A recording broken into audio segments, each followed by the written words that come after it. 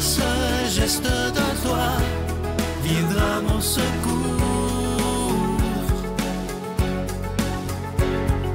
Viens semer dans mon âme le grain de l'amour. Je traverse un désert et je meurs de soif. Montre-moi le mystère qui garde la foi. Bon vendredi 31 mars, bienvenue à votre émission La Victoire de l'amour. On rejoint tout de suite pour sa chronique Christine Michaud et à l'homélie, ce sera le père Emmanuel Zétino.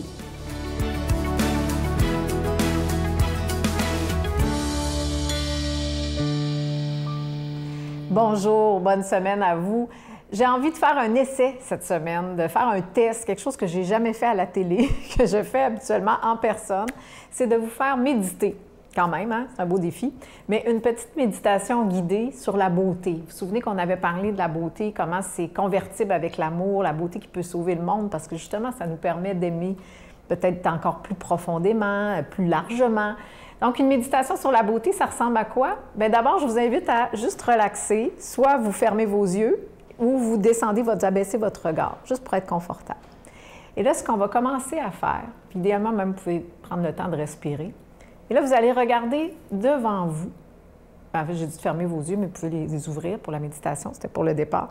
Donc, ouvrez maintenant vos yeux, regardez devant vous et essayez de voir qu'est-ce qui est beau. Qu'est-ce que vous trouvez beau qui se trouve devant vous actuellement? Si vous balayez votre regard, qu'est-ce que vous trouvez beau devant?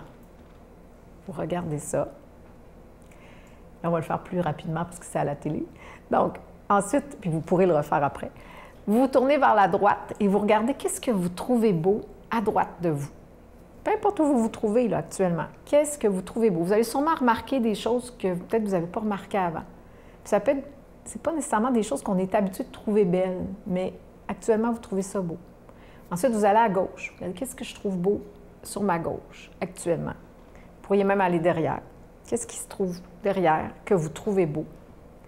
Et éventuellement, vous allez entrer à l'intérieur, c'est-à-dire que vous allez fermer vos yeux, vous donner l'impression d'entrer à l'intérieur de vous et voir qu'est-ce qu'il y a de beau à l'intérieur de vous actuellement. Ça peut être des émotions, ça peut être des sentiments, ça peut être des rêves, des idées que vous avez, des trucs que vous avez envie de mettre de l'avant, peut-être que vous êtes en train de penser à recevoir des amis prochainement, peu importe ce que vous allez faire dans votre journée.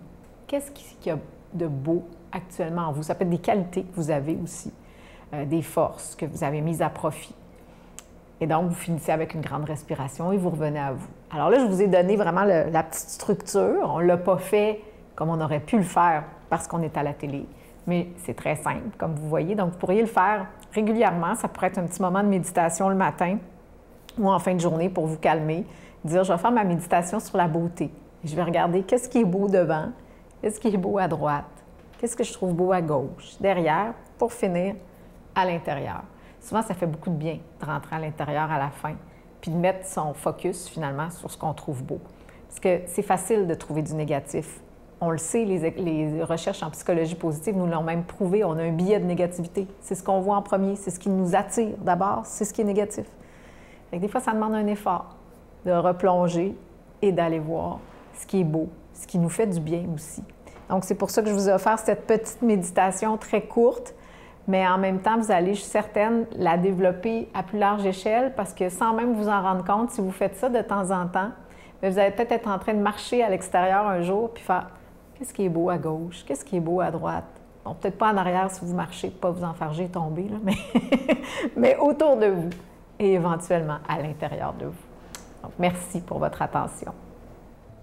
Notre Père qui es aux cieux, que ton nom soit sanctifié, que ton règne vienne, que ta volonté soit faite sur la terre comme au ciel. Donne-nous aujourd'hui notre pain de ce jour. Pardonne-nous nos offenses, comme nous pardonnons aussi à ceux qui nous ont offensés.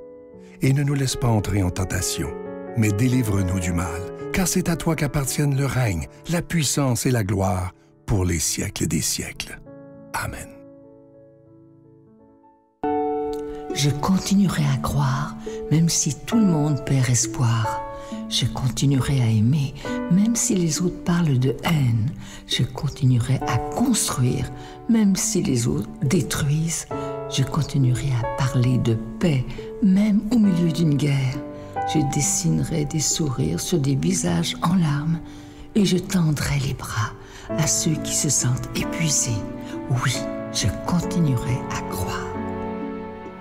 Encore une fois, vous savez, on est en plein période du carême 2023. Comme à chaque année, la Victoire de l'amour vous propose de faire un don, mais sans rien attendre en retour. Simplement dire au Seigneur, « Seigneur, j'ai le goût de donner à la Victoire de l'amour pour que ta parole soit annoncée à travers la télévision, à travers Internet. » Et moi, je veux prendre le temps de vous dire des milliers de fois merci, parce que ça fait maintenant plus de 28 ans que cette émission existe. Merci de votre don spécial, sans rien attendre en retour. La Victoire de l'amour, case postale 120, succursale Boucherville à Boucherville, le J4B 5E6, je vous la redonne. La Victoire de l'amour, case postale 120, succursale Boucherville à Boucherville, le J4B 5E6. Également par téléphone, par carte de crédit du lundi au vendredi de 8h30 à 16h30 dans le 514-523-4433, 523-4433 ou sans frais le 1-888-811-9291, 1-888-811-9291 et aussi sur notre site Internet qui est une façon très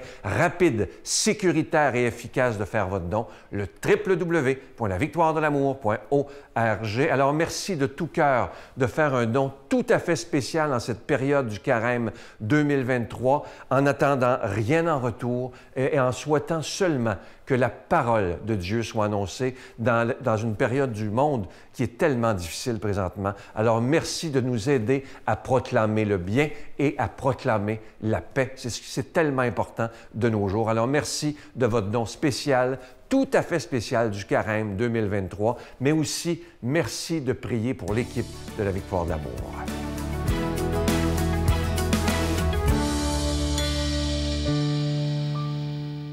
Mon Dieu, donnez-moi la sérénité d'accepter les choses que je ne peux changer, le courage de changer les choses que je peux et la sagesse d'en connaître la différence. Amen.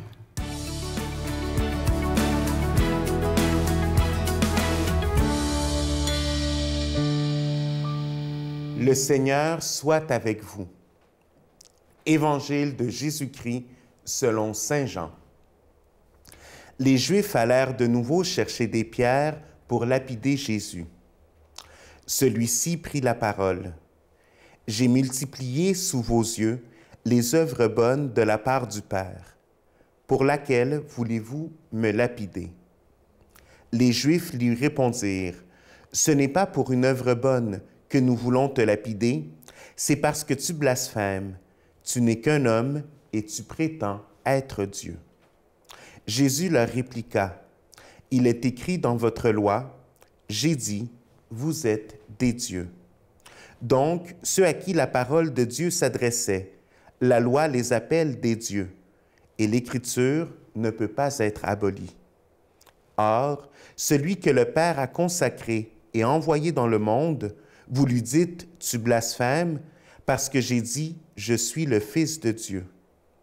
Si je n'accomplis pas les œuvres de mon Père, continuez à ne pas me croire. Mais si je les accomplis, quand bien même vous refuseriez de me croire, croyez les œuvres. Ainsi vous reconnaîtrez, et de plus en plus, que le Père est en moi et moi dans le Père. Les Juifs cherchaient de nouveau à l'arrêter, mais il leur échappa. Il repartit pour la Transjordanie, en l'endroit où Jean avait commencé à baptiser, et il y demeura. Beaucoup vinrent à lui en déclarant, « Jean n'a pas accompli de signe, mais tout ce qu'il a dit au sujet de celui-ci était vrai. » Et à cet endroit, beaucoup crurent en lui. Acclamons la parole de Dieu. Je prends un des versets de l'Évangile d'aujourd'hui, où Jésus dit, « Ainsi vous reconnaîtrez, et de plus en plus, que le Père est en moi, et moi dans le Père. » La connaissance de Dieu. Quelque chose qui n'est peut-être pas toujours facile, mais en même temps quelque chose qui nous aide à pouvoir justement voir cette puissance de Dieu toujours de plus en plus. Je prépare beaucoup de fois durant toute l'année et d'une façon plus concrète durant le temps du carême, les adultes qui vont se faire baptiser à la veillée pascale. Et dans cette démarche, ce que je prends pour pouvoir les aider et les accompagner, c'est la réalisation de l'alliance qu'il y a dans la Bible. Donc, je prends vraiment les textes de la Bible, et ce, du début, depuis le livre de la Genèse. Et comme ça, j'avance avec eux en regardant comment est-ce que Dieu fait alliance avec son peuple. On connaît tous les histoires bibliques, au moins par connaissance générale. Donc, qu'on entende parler d'Abraham, de Moïse, on peut plus ou moins savoir qu'est-ce qu'il en est.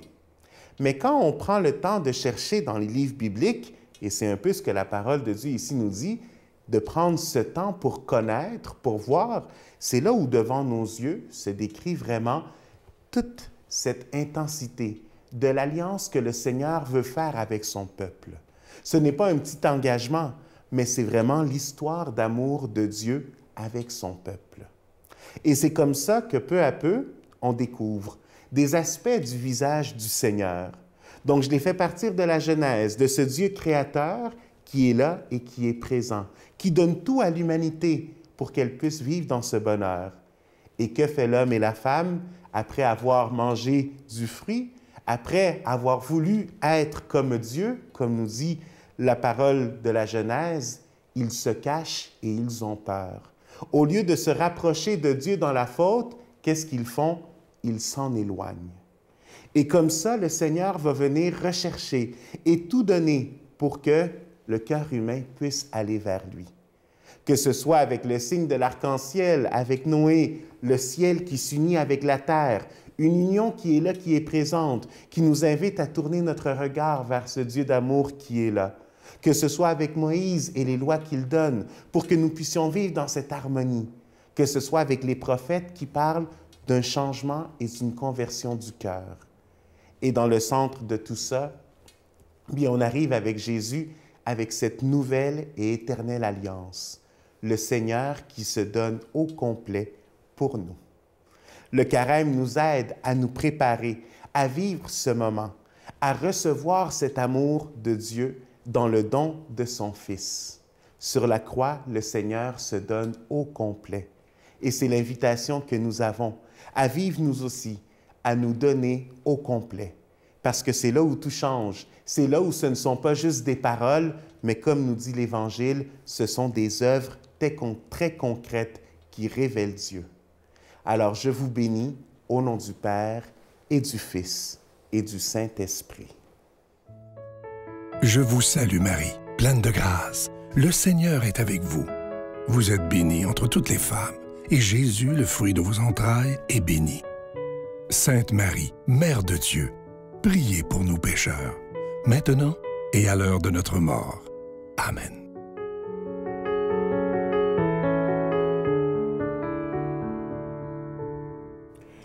Dans le livre du prophète Jérémie, au chapitre 20, c'est magnifique, écoutez bien. « Seigneur de l'univers, toi qui scrutes l'homme juste, toi qui vois les reins et les cœurs, fais-moi voir la revanche que tu leur infligeras, car c'est à toi que je remets ma cause.